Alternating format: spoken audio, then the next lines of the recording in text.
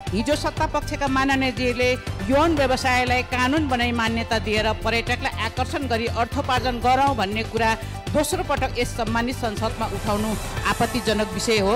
यस्तो चिन्तनको घोर विरोध गर्दछु। यस्ता विचारले अनुशासित र मर्यादित रूपमा रहेको समाजलाई अराजकतिर पुर्याउँछ। त्यसैले यो भनाइलाई रेकर्डबाट हटाउन सभामुख महोदयको रुलिङको माग गर्दछु। साथै सभामुख महोदय, सम्बन्धित माननीयजीलाई प्रश्न गर्न चाहन्छु, त्यस्तो कार्य गर्न आफ्नो परिवारबाट अघि सार्नलाई आँट गर्नुहुन्छ भन्ने प्रश्न गर्न चाहन्छु। हामीले मदिराका लागि छुट्टै, मनोरञ्जनका लागि छुट्टै, र मैले त बारम्बार भन्ने गरेको छु, यौन व्यवसायलाई पनि व्यावसायिकरण गरौँ, जसले यो मुलुकमा पर्यटकको सङ्ख्यालाई बढाउनेछ।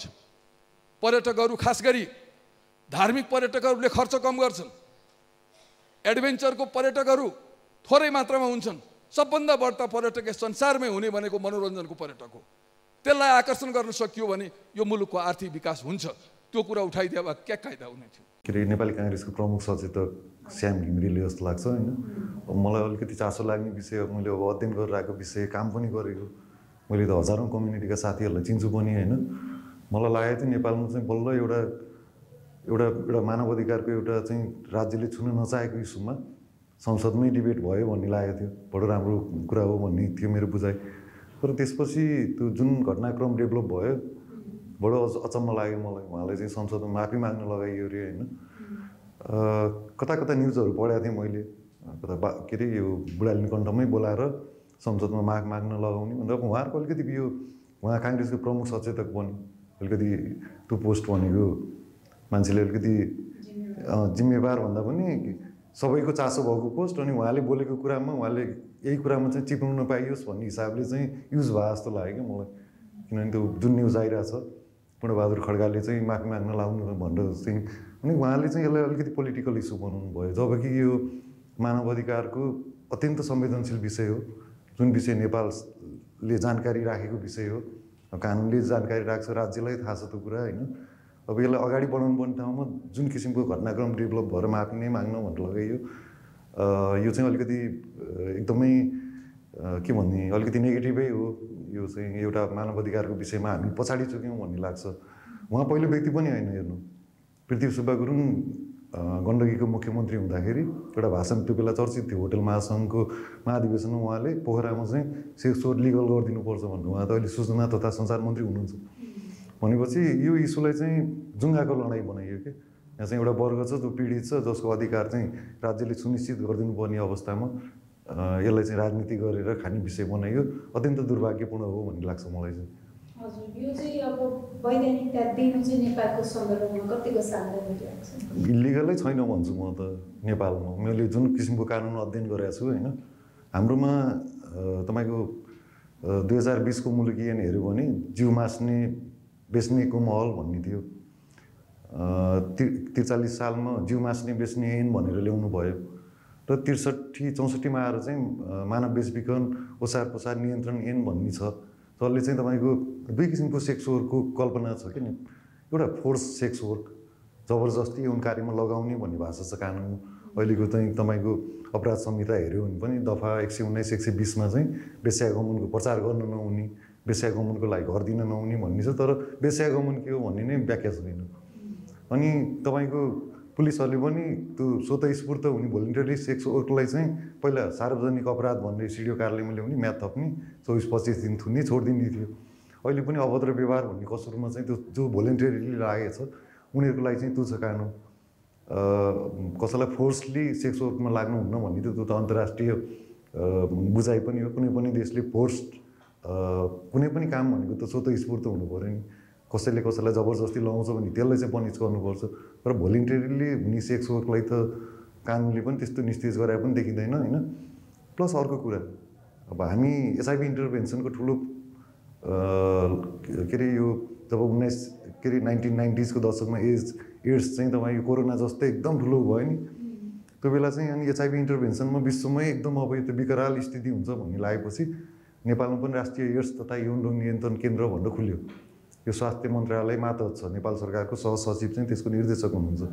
उसले तथ्याङ्क निकाल्छ नेपालमा 4वटा वर्गको, एउटा फिमेल सेक्स वर्कर, अर्को चाहिँ तपाईँको यो MSMTG यो ट्रान्सजेन्डरहरू सेक्स वर्करहरू अनि यो ड्रग युजर र फिमेल के अरे सेक्स वर्कर भनेपछि नेपालको सरकारले हरेक वर्ष तथ्याङ्क निकाल्ला राष्ट्रिय स्वास्थ्य मन्त्रालयले तथ्याङ्क निकाल्ने अनि यो त गृह मन्त्रालयबाट चाहिँ निस्तेज गर्न खोज्ने कता कता आफै विरोधाभासपूर्ण छ भन्ने लाग्छ मलाई। अब नेपालको गभर्मेन्टको तथ्याङ्कले हेर्नु हो भने चाहिँ 86,000 को लगभग नेपाल गभर्मेन्टको तथ्याङ्कमा चाहिँ छ यो होइन।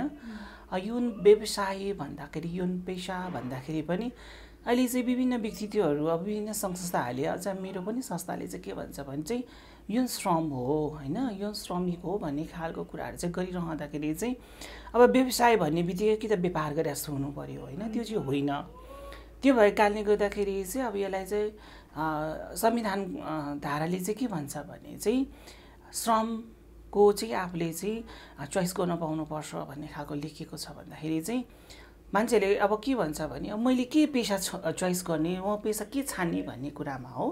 त्यो भएको कारणले गर्दाखेरि चाहिँ एज अ त्यो महिलाको मात्रै तथ्याङ्क हो होइन। तर यसमा चाहिँ अझ LGBTI कम्युनिटीमा चाहिँ जो चाहिँ ट्रान्स कम्युनिटीको व्यक्तिहरू चाहिँ जो चाहिँ यौन श्रमिक रूपले काम गरिरहनु भएको छ उहाँको चाहिँ तथ्याङ्क अझै पनि निस्केको छैन। त्यसको लागि चाहिँ अब हामीले चाहिँ प्रयास गर्दैछौँ अब कति छ तथ्याङ्क निकाल्नुपर्छ भनेर चाहिँ गरिरहेका छौँ भन्दाखेरि चाहिँ अब ओभरअलमा त अब लाखभन्दा माथि नै छ। हजुर उहाँहरूको अवस्था चाहिँ अहिले कस्तो छ? अवस्था त अब अहिले भन्नु पर्दाखेरि चाहिँ एकदमै दयनीय छ गाह्रो छ कन्डिसन। नेपालको परिवेश हेर्नु पर्दाखेरि चाहिँ नेपालमा तपाईँको कति गाह्रो छ अहिले होइन। अब तपाईँको फाइनेन्सियली कुरा गर्नु भने नेपाल आफै नै एकदम गाह्रो कन्डिसनमा छ होइन। तपाईँको कति मान्छेहरूले चाहेर पनि अब नेपालमा एउटा व्यवसाय गरेर खाने ठाउँ पनि छैन एउटा नेपालमा होइन। व्यापार बिजनेस गर्नेहरू कति मान्छेहरू डुबिरहेको अवस्थाहरू छ। तपाईँको रोजगार छैन नेपालमा, कुनै कारखाना कल कारखाना बनिरहेको छैन। एउटा आम नेपालीले आम गरिबले पनि म एउटा रोजगार गर्छु, मसँग डिग्री छ, मसँग विभिन्न कुराहरू छ, क्षमता छ भन्दाखेरि पनि पाइरहेको अवस्था छैन भनेपछि झन् यसमा झन् सीमान्तकृत व्यक्तिहरू जस्तै महिलाको कुरा गरौँ एज अ ट्रान्स कम्युनिटीको जो चाहिँ यौन श्रमिक रूपले काम गरिरहनु भएको व्यक्तिहरूको कुरा गर्दाखेरि चाहिँ अब सहजीकरण छैन, एकदमै कन्डिसन गाह्रो छ। अब नेपाल एउटा यस्तो ठाउँ हो होइन, एउटा पितृसत्ताकताले चाहिँ एउटा भरिएको हो। जस्तो पुस्ताले जे सिकायो त्यही सिक्ने हो होइन। त्यही भएको कारणले गर्दाखेरि चाहिँ अहिले एकदमै गाह्रो छ नेपालमा। मान्यज्यूले उठाउनु भएको कुरा गलत चाहिँ भन्नु मिल्दैन, किन भन्दाखेरि चाहिँ यो कुरा सही हो। किनभने नेपालमा कतिजनाहरू एउटा श्रमिक रूपले काम गरिरहनु भएको छ भन्दाखेरि चाहिँ अहिले मैले भन्दै गर्दाखेरि तथ्याङ्कमा कुरा गरिनु पर्दाखेरि चाहिँ लाखभन्दा पनि माथि छ होइन। अब यो कुरालाई चाहिँ अब वैधानिकले कुराले चाहिँ उहाँले अलिकति एउटा के कुरा गर्नुभयो भन्दाखेरि चाहिँ उहाँले अलिकति त्यो भाषा नमिलेको हुनसक्छ होइन। भाषा चाहिँ अलिकति मिलाउनु पर्थ्यो, यसलाई अलिकति अध्ययन गर्नु पर्थ्यो। किन भन्दाखेरि नेपाल अघि पनि मैले भने नेपालमा चाहिँ कस्तो छ भने सानो सानो कुराहरूले चाहिँ एकदमै मान्छेको त्यो सोचिरहेको हुन्छ होइन। उहाँले जुन सदनमा कुरा उठाउनु भयो त्यसपछि चाहिँ यो कुरा एकदमै ठुलो न्युज भयो। किन भन्दाखेरि चाहिँ त्यहाँ कमेन्ट हेर्दाखेरि चाहिँ कति धेरै गालीहरू अपशब्दहरू गइरहेको छ।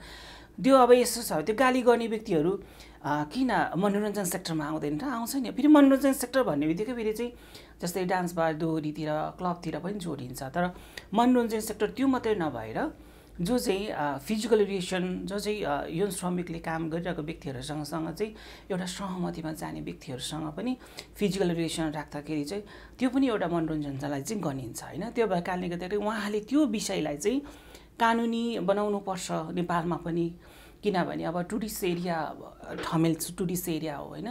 किनभने कतिजनाहरू बाहिरबाट आउँदाखेरि चाहिँ उहाँहरूले चाहिँ यो कुराहरूलाई चाहिँ अलिकति मध्यनजर गर्नुहुन्छ, मनोरञ्जन गर्नुहुन्छ भन्दाखेरि चाहिँ त्यो कुराले चाहिँ शब्दले चाहिँ अलिकति फरक पारेको हो होइन।